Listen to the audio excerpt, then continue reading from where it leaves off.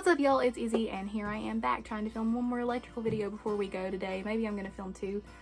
Oh, my cat thinks he's vicious. I gotta go get him. Ooh, okay. Decided just to shoot himself into the floor instead, which is fine. He's fine. He's good. You know, cats can do long drops and such. Anyways, back to the topic of this video, which I'm not even sure that I know what it was. Oh yeah, I do. So today I just want to show you guys a little bit about how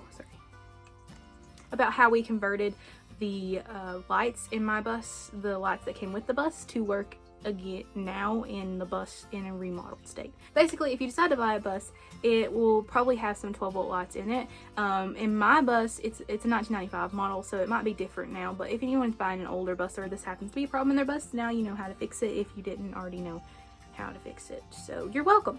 But my bus basically had 12 volts lights in it, but it only had a hot wire running to it. It did not have a ground wire. The reason why they didn't have a ground wire on it is because the metal casing was framed into the metal sheet panels on the bus, which were then screwed into the metal beams of the bus. So that's why it didn't have a ground on it. They didn't need a ground. It was already grounded to the metal, which was grounded to the bus.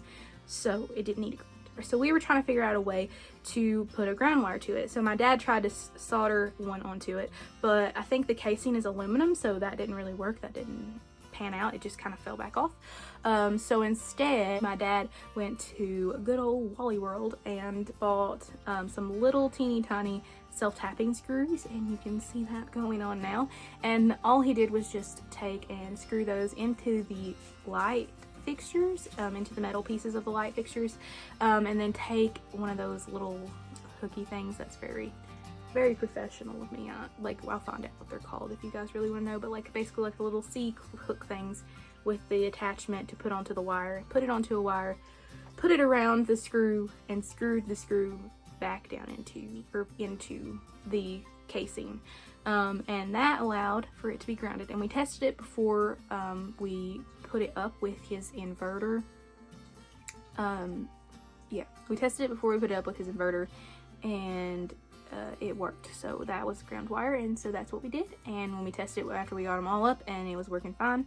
So that's how you guys do it if you guys were curious, or if you wanted to reuse your lights. Personally, in my bus build, I'm trying to recycle and reuse as much as possible, so I'll make a couple more Skoolie related videos specifically for that, and create like another playlist of how to be more green building your bus, or how to recycle building your bus per se. But yeah, so that's what worked. I probably won't put the general disclaimer in here, but just know that I am not an electrician, nor is my dad. His dad is, and around here everybody kind of knows a little bit about electricity, so thanks to my kitty cat. Anyways, before he knocks this all the way to the ground, I'm gonna go. Thank you guys so much for watching, and I'll see y'all next time.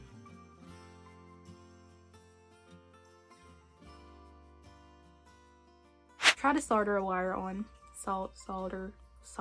There goes my accent coming out. We try to solder.